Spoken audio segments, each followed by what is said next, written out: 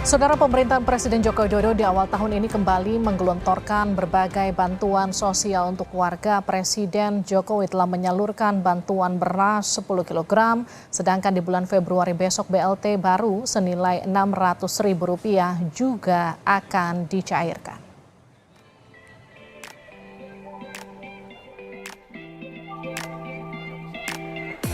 Presiden Joko Widodo kembali turun langsung membagikan bantuan sosial berupa beras 10 kg kepada masyarakat.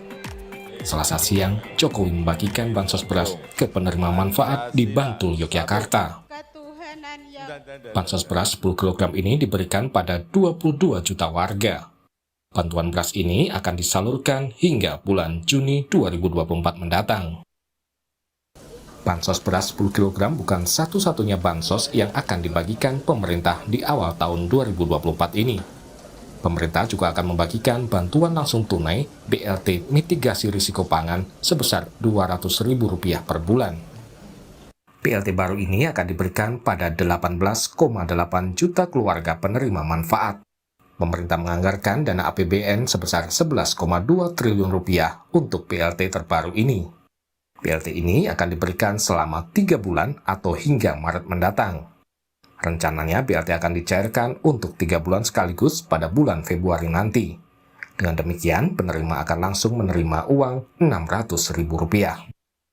Kemudian pemerintah juga telah memutuskan dengan program bantuan pangan, di mana bantuan pangan beras sampai bulan Juni sebesar 10 kg, dan bantuan langsung tunai dengan judul mitigasi resiko pangan untuk 3 bulan, dan itu akan dievaluasi 3 bulan lagi, dan 3 bulan pertama diberikan nanti sekitar bulan Februari yang besarnya Rp200.000 per bulan.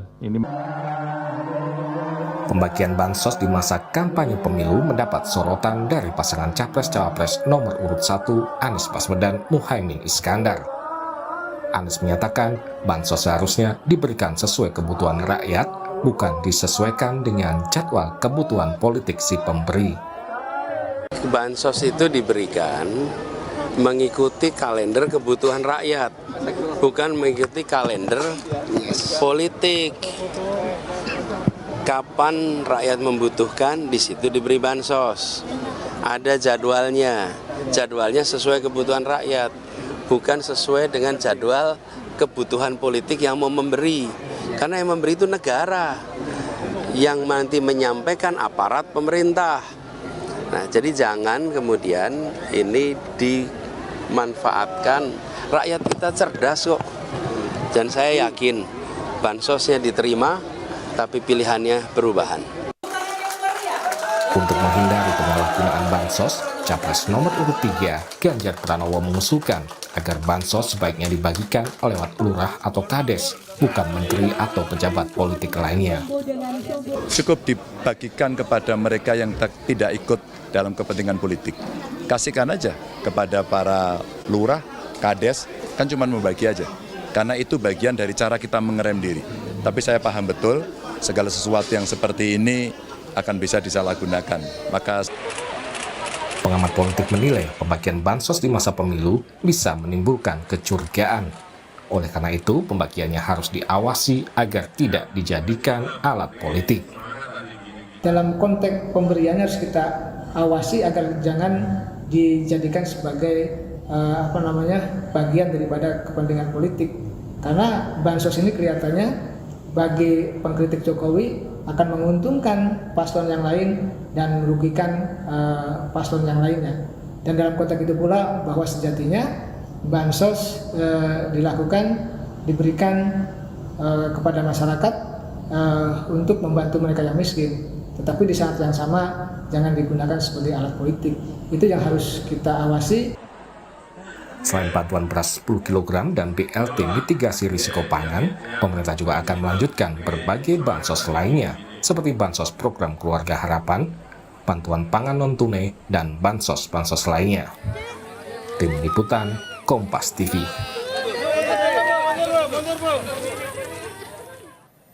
Kita ulas kebijakan bansos Presiden Jokowi di awal tahun 2024 bersama editor Kontan, Sandi Baskoro. Mas Sandi, selamat petang. Tolong di-unmute Mas Andi. Masih termute nampaknya. Kita sambil sapa pengamat politik Ujang Komarudin. Kang Ujang, selamat petang. Ya, selamat petang, Mbak Livi. Oke, juga ada perwakilan dari pemerintah dari kantor staf kepresidenan Pak Abraham Wirotomo. Pak Abraham, selamat petang. Selamat petang Mbak Livi, selamat petang Pak Ujang, Pak Sandi. Baik, saya ke Pak Abraham dulu ya. Pak Abraham, Mas Sandi.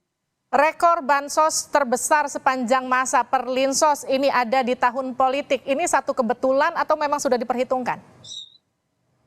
Jadi kan perencanaannya sudah lama Mbak, sejak tahun 2023 di mana bansos terkait dengan bantuan pangan maupun BLT mitigasi risiko pangan itu semuanya adalah berkaitan dengan permasalahan krisis pangan dunia, Mbak Livi.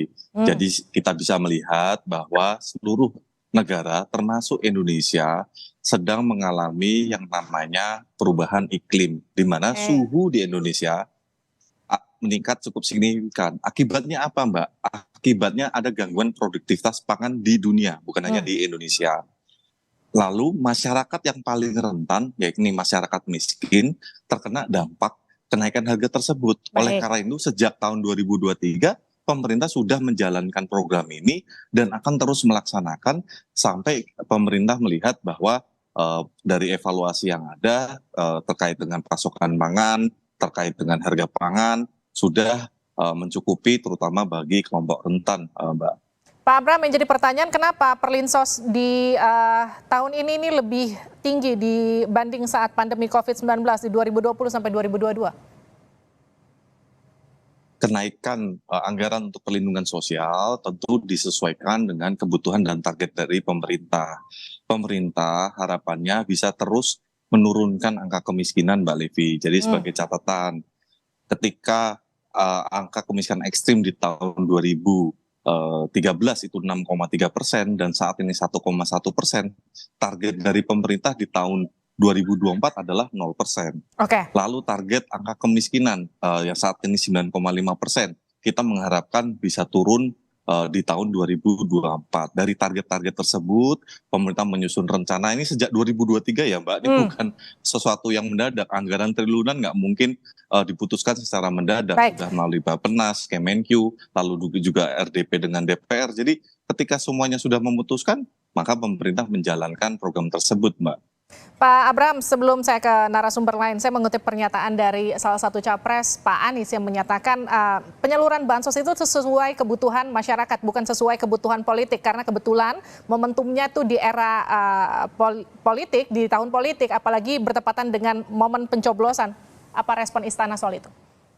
Ya, saya ulang ya Mbak, semoga Mbak juga mendengar bahwa Indonesia dan seluruh dunia sedang mengalami permasalahan terkait krisis pangan, krisis pangan global. Sehingga yang menjadi masalah yang sekarang dirasakan oleh masyarakat adalah kenaikan harga pangan, Mbak. Oleh karena itu, problem statement yang diupayakan ditangani oleh pemerintah adalah bagaimana meringankan beban masyarakat. Produktivitas pangannya kita tingkatkan, tapi Mbak kan tahu nanam padi tidak bisa dalam sehari 2 hari langsung ada padinya. Tapi masyarakat bebannya itu sudah ada sekarang. Oleh karena ini, sosial ini diharapkan bisa meringankan beban masyarakat. Jadi seperti itu, Mbak. Artinya nggak ada urusannya dengan politik. Ini murni memang uang negara disalurkan untuk masyarakat, begitu ya? Perencanaannya teknokratik, Mbak. Saya ke narasumber saya lainnya dari Kang Ujang. Kang Ujang, momentum yang tadi saya sempat tanyakan ke Pak Abraham soal kemudian ini bertepatan dengan tahun politik, kemudian diseret-seret ke isu politik, kemudian bagaimana Anda melihat itu? Ya sebenarnya kan bansos bukan pertama ini ya. Zaman Pak SBY itu juga ada gitu. Lalu zaman Pak Jokowi periode pertama juga ada. Saat ini memang apa yang menjadi persoalan adalah ketika misalkan dulu penyepakat bansos ya, artinya DPR gitu, yang dulu sama-sama berkoalisi dengan Jokowi kan sudah berpisah, ada di kubu 01 dan 03 begitu. Maka disitulah sebenarnya ada kritikan-kritikan dari lawan politik Pak Jokowi ya terkait dengan bansos. Ya sejatinya kenapa misalkan dulu ya kita kritisi juga semuanya gitu, bahwa Nasdem misalkan lalu PKB yang di 01 kenapa dulu diam saja ketika masih bersama Jokowi 2019 gitu. Lalu PDIP juga sama, ketika 2019 ketika masih sama Jokowi juga diam saja. Tapi sekarang ketika di tahun politik, ketika berbeda pandangan politik dengan Jokowi, lalu mengkritisinya, lalu juga ingin menyetopnya. Ini kan sebuah menurut saya sesuatu yang tidak adil juga. Ya memang kalau saya amati ya, menjelang pemilu gitu di tahun politik, termasuk ketika pilkada itu, kepala daerah itu ya menaikkan dana bansosnya dan menggunakan dana bansosnya ya untuk tanda petik ya untuk kepentingan politik gitu. Disadari atau tidak, disukai atau tidak, publik akan melihatnya seperti itu. Oleh karena itu sudah saya tekankan tadi juga di tayangan Kompas TV di video saya, bahwa ya yang paling penting mengawasinya dengan secara seksama itu, karena kan tidak mungkin dicabut kembali, tidak mungkin juga ditarik kembali, walaupun banyak kritikan dari katakanlah lawan politik dari Pak Jokowi, karena saya katakan ini menguntungkan. Baik, saya ke Mas Andi. Mas Andi, catatan apa yang Kontan punya soal penyaluran bansos ini?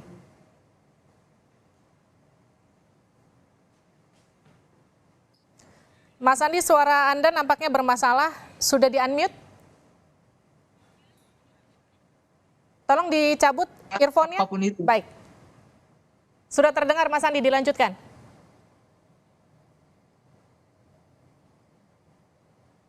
Ya Mbak. Baik, dilanjut Mas Andi. Ya Mbak Livi. Mas Andi, catatan Kontan soal penyaluran bansos?